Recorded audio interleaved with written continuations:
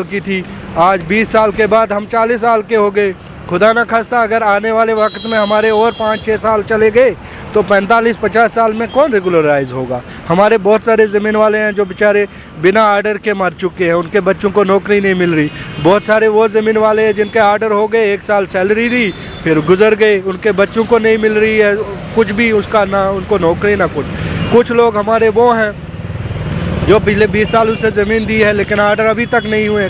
कुछ हमारे जो लोग हैं फाइनेंस से सर्कुलर निकाला कि जिनके 12 वोचर होंगे उनको सैलरी दी जाएगी, लेकिन मेरी सवाल सरकार से सवाल है मेरा कि 12 वोचर तो ज़मीन वाले का है नहीं है, क्योंकि इसको आपने बाज़ाब्ता आर्डर के तहत लगाया है।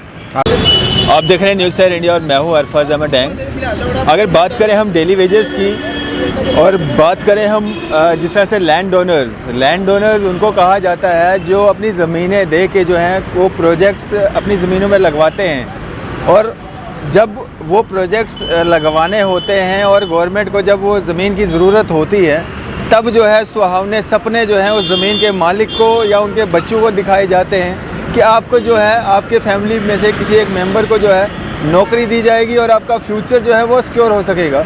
और वहीं अगर हम बात करें पीएचई डिपार्टमेंट में जो लोग लगे हैं, डेली वेजेस हैं, लैंड ओनर्स हैं जिन्होंने अपनी ज़मीनें जो है वो पीएचई डिपार्टमेंट को दी थी, वो इस नीयत से दी थी कि एक तो वहाँ पे उनको वो सुविधा मिल पाएगी, पानी की जो कमी है वो दूर हो पाएगी, और दूसरा जो उनका फ्यूचर है वो कहीं ना कहीं सिक्योर हो पाएगा, और वो अपनी आधी से ज़्यादा ज़िंदगी जो है वो उन्होंने अपनी जो है डिपार्टमेंटों को दे दी।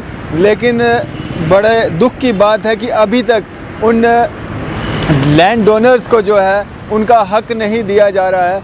क्यों उनको महरूम जो रखा जा रहा है, उनको उनके हक से, उनकी जो ज़िंदगी भर की कमाई, जो उनकी ज़मीन उनसे ले ली गई, धोखे से ले ली गई, वादा खिलाफ़ी की गई, वादा किया गया था कि आपको परमानेंट जॉब देंगे, और अभी तक जो है उनको महरूम रखा गया है उनके हक से। हमारे साथ यहाँ पे जो लैंड ओनर्स एसोसिएशन के प्रेसिडेंट हैं, इनसे हम बात करेंगे। सर क्या नाम है आपका?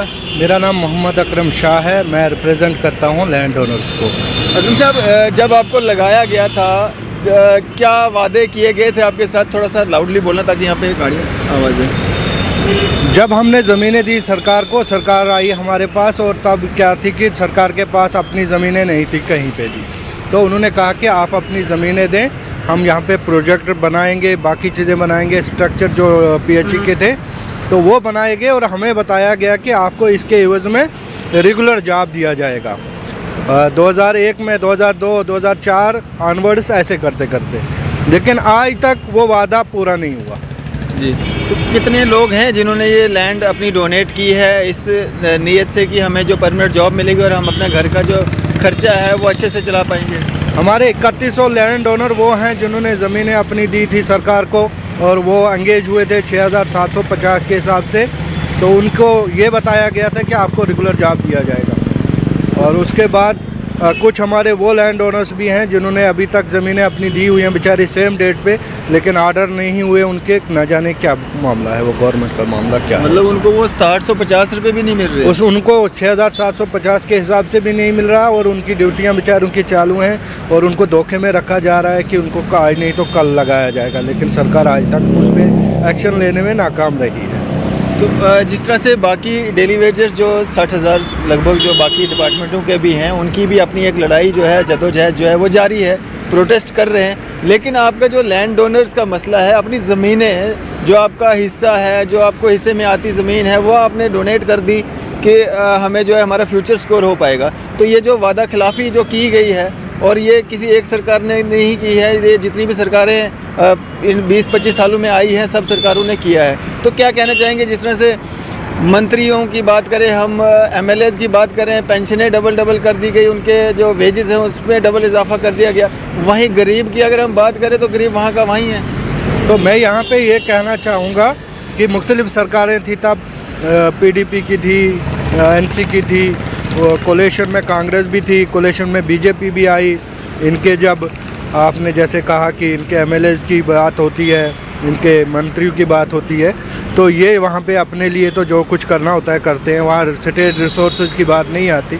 वहाँ ये सोचते हैं कि हमारा पास सब कुछ है, लेकिन जब ये जो हकदार हैं इनकी बात आती है तो वहाँ पे इनको ये कहना पड़ता है कि हमारे पास ये रिसोर्सेज नहीं है। दूसरी एक और चीज़ कही आपने कि ये जो आज तक स्ट्राइकें चली कैजुअल लेबर्स की, ITIs की, बाकी खेल रहबरे खेल हैं, तो यहाँ एक चीज़ हमारे साथ नाइंसाफ़ी हुई कि लैंड ओनर्स वहाँ पे दब गया, क्योंकि लैंड ओनर्स से एक ऐसा सेक्शन था जिन्होंने अपनी प्रॉपर्टी लैंड्स इनको गवर्नमेंट को दी थी और वो कोई चोर दरवाजे से तो एंटर हुए नहीं थे। सरकार अगर आज की डेट में सवाल उठाती है तो मेरा सरकार से या कि आज के गवर्नर इंतज़ामिया से ये सवाल है, मेरी अर्ज़ है उनसे कि ये लैंड ओनर्स ऐसी चीज़ तो ज़मीन है नहीं कि आप किसी के जेब में डाल दोगे तो आपको वहाँ पे कोई नौकरी दी जाएगी। ये आपके स्ट्रक्चर बने हैं, आपकी मजबूरियाँ थी सरकार की, आपके डिपार्टमेंट्स की मजबूरियाँ थी और मजबूरियों के तहत आप हमारी ज़मीन लेकर, और आज अगर आप इन्वेस्टिगेट करते हो, आज इंक्वायरी करते हो, आप आज देखते हो कि सही और गलत क्या है, तो आपको उल्टा लैंड ओनर्स को कैसे पकड़ रहे हो आप? जो वो आपका मामला है, क्या करें आप क्या नहीं करें। लिहाजा लैंड ओनर ये चाहते हैं जो कि ये कैजुअल लेबर का एक दब्बा लगाया गया है लैंड ओनर्स पे, इसको इस दब्बे से निकाल कर इसकी एक सेपरेट पॉलिसी बनानी चाहिए ताकि ये लैंड ओनर्स को इसका पूरा मुकम्मल हक मिले, इसकी रेगुलराइजेशन जल्दी हो, क्योंकि इसने 20 सालों से अपनी ज़मीन दी है और 20 साल के बाद इसको आज अगर आप कहेंगे कि अब हम देखेंगे, क्या देखेंगे? आज ये ज़मीनें हमारी ये ले रहे हैं, इन सोर्स ऑफ इनकम हमारा ख़त्म है। वहाँ किसी के पास, बेचारे के पास 2 ही मरले थी, 4 मरले ज़मीन थी, 1 कनाल थी, वो उठा के सरकार को दे दी इस मतलब मंशा से कि हमें अब रेगुलर जॉब मिलेगा, हमारे बच्चे सिक्योर होंगे। लेकिन वो सिक्योरिटी कहाँ की? हमें अब 6750 भी लेना, वो भी सरकार को देना मुश्किल हो रहा है। और हमें यहाँ पे ये एक और चीज़ समझ में नहीं आ रही कि सरकार ये हमें 6750 हमारी ड्यूटी के यूज़ में हमें ये सैलरी दे रही है या कि हमारी जो बेसिक कीमत है ज़मीनों की वो धीरे करके हमें ये दे रही है सरकार। लिहाजा सरकार को ये चीज़ें भी क्लियर करनी चाहिए। सर, कितनी ज़मीनें जो हैं वो आपसे ली गई हैं और क्या क्या ड्यूटीज़ रहती हैं आपकी वहाँ पे? हमारी ज़मीनों पे इनके PHE के स्ट्रक्चर बने हैं, उसमें वाटर टैंकीज़ हैं, कवाटर हैं, उसमें फिल्ट्रेशन प्लांट हैं, बड़े बड़े फिल्ट्रेशन प्लांट हैं। तो वहाँ पे हमारी ड्यूटी ये रहती है कि जो स्ट्रक्चर वहाँ पे बने हुए हैं वाटर टैंकीज़, क्योंकि वहाँ पे पानी रेस्टोर करना पड़ता है, रेस्टोर करके फिर सुबह शाम 2-3 टाइम छोड़ना पड़ता है। अगर कहीं मौत होती है तो तब भी पानी छोड़ना पड़ता है, कहीं शादी हो तो भी हमें पानी छोड़ना और बंद करना पड़ता है। खुदा न खास्ता कहीं आग लग जाए, इमरजेंसी हालात में कहीं पानी की वो सोर्स नहीं है, रिसोर्सेज नहीं होते, तो हमें वहाँ पे फिर यही ड्रिंकिंग वाटर छोड़कर वो चीज़ें हैंडल करनी पड़ती है और 24 घंटे हमारी ड्यूटी मानी जाए। उसमें हमारा ये नहीं कि जिसके आर्डर हुए हैं वो वहाँ ड्यूटी देता है, बल्कि हमारे जो फ़र्द हैं घर के, अगर 4 फ़र्द घर के हैं, चारों के चारों उसी काम में लगे रहते हैं। और हम जब से हमने ज़मीनें दी हैं तब से हम उन ज़मीनों पे बंधे हुए हैं जी। और वहाँ पे एक बदकिस्मती ये रही कि अगर 2000 में मेरी ज़मीन, अगर मैं अपना खुद का ही बता दूँ, 15/5/2000 में मेरी ज़मीन ली गई और तब से 2013 तक मेरा कोई आर्डर नहीं हुआ। मैं मुफ्त में वहाँ पे ड्यूटी देता रहा, पानी रेस्टोर करना छोड़ना यही काम रहा मेरा, इस मंशा पे कि मुझे आज नहीं तो कल गवर्नमेंट एंगेज करेगी एज ए परमानेंट मुलाजिम। लेकिन 13 तक ना कोई आर्डर हुआ और ना ही गवर्नमेंट ने उस ज़मीन के कागजात अपने नाम किए। तो 13 में फिर गवर्नमेंट अपने नाम वो कागजात करती है और आज की डेट में जब रेगुलराइजेशन की पॉलिसी को देखा जाता है सरकार, क्योंकि बहुत सारे सवाल उठे, तो उन्होंने कहा कि आपकी 13 में ज़मीन हमने ली है जब से हमने आपके ज़मीन के कागजात अपने नाम पे किए हैं। तो मेरी वहाँ पे ऑब्जेक्शन ये है कि जब से आप ज़मीनें लेते हो, क्योंकि हमारे पास डॉक्यूमेंट प्रूफ है, आप वो ले लीजिए। 20 साल पहले आप ज़मीन लेते हो तो 20 साल की जो लेंथ ऑफ सर्विस है हमारी, ये कंसीडर करें आप रेगुलराइजेशन पॉलिसी में, तो 20 साल हो गए हमारे। लिहाजा बिना किसी शर्त के आज जितना जल्दी, अब इसके बाद जितना जल्दी हो, मैं गवर्नर इंतज़ामिया से ये गुजारिश करता हूँ कि आप पहचान करें कि हकदार और बाकी क्या है वो आपका मामला है, लेकिन ज़मीन वाले हकदार हैं रेगुलराइजेशन पॉलिसी के। इनको बिना किसी और पेशगी जो शराइत है उसके इनको रेगुलराइज करना चाहिए। तो जब आप आला अधिकारियों के पास जाते हैं तो उनके वहाँ से क्या आपको कारण बताए जाते हैं कि आपके साथ ये वादा खिलाफ़ी क्यों की जा रही है? यहाँ पे मामला ये बदकिस्मती, आपने अच्छा सवाल पूछा, क्योंकि जब हमारे आर्डर 2013 में हुए तो as a casual labour order हुए। आज जब सरकार सोचती है, जब सरकार के पास सारी लिस्ट जाती है तो एज ए कैजुअल लेबर जाएगी या ITS जा, वहाँ हमारा ये मेंशन ही नहीं है कि ये लैंड ओनर है, क्योंकि फाइनेंस डिपार्टमेंट से हमें सैलरी जो मिलती है एज ए कैजुअल मिलती है, कैजुअल लेबरर्स। तो मेरी सरकार से यही दुहाई है कि सरकार यहाँ देखे कि ये लैंड ओनर बेचारे ये तो है नहीं है कैजुअल लेबर, तो इनको अलग से देखा जाना चाहिए और इनको अलग से सैलरी भी देनी चाहिए और अलग से इनकी पॉलिसी भी बननी चाहिए ताकि हमें जस्टिस मिल सके इसमें। क्या अब लैंड डोनर्स को भी एक अलग से एक मुहिम छेड़नी पड़ेगी, जिस तरह से डेली वेजर्स कैजुअल लेबर्स ने एक मुहिम छेड़ रखी है, क्या अब लैंड डोनर्स को भी अलग से एक मुहिम छेड़नी पड़ेगी? यहाँ पे मैं इस चीज़ को, आपकी चीज़ बहुत दुरुस्त कहा आपने, क्योंकि लैंड ओनर्स वो शोबा रहा है जिसने हर बार गवर्नमेंट का सपोर्ट किया है। हम कभी भी स्ट्राइक पे नहीं गए और हमने स्ट्राइक इसलिए नहीं की क्योंकि बेसिक जो सोर्स है पानी के वो लैंड ओनर्स पे निर्भर है। अगर लैंड ओनर कहीं पानी बंद करता है तो पूरी लोगों को ही दिक्कत होगी। जो हालात रहे आपके, जो भी माने आप, जो आपका 92 से लेकर आज तक जो हालात रहे, उनमें भी लैंड ओनर अपनी ड्यूटी देता रहा। कोविड में भी इसने अच्छा ये फ्रंट लाइन बैरियर साबित हुआ। तो उसके बाद आज तक जो है कभी भी इसने गलत काम नहीं किया। इसने अपनी बात अमन से रखना चाहिए, लेकिन आज के बाद खुदा न खास्ता अगर लैंड ओनर इस चीज़ पे उतर आता है कि इसको नाइंसाफ़ी इससे जो हो रही है इसका हिसाब चुकाने के लिए, खुदा न खास्ता अगर लैंड ओनर आगे कोई भी स्ट्राइक करता है तो मेरे ख्याल से फिर पानी चलना नामुमकिन हो जाएगा, क्योंकि यही वो लोग हैं जो आज तक पानी चलाते आ रहे हैं। लिहाजा मेरी सरकार से ये गुजारिश है, मौजूदा गवर्नर इंतज़ामिया से, कि वो इस चीज़ को देखे कि अगर गवर्नमेंट ये हमारा सबूत देखना चाहती है तो कोई बात नहीं है, आने वाला वक्त शायद इस चीज़ को भी हम साबित करके देंगे कि कौन पानी चलाता था, कौन आपके काम करते थे, कौन नहीं करते थे, ये भी सबूत ले लें।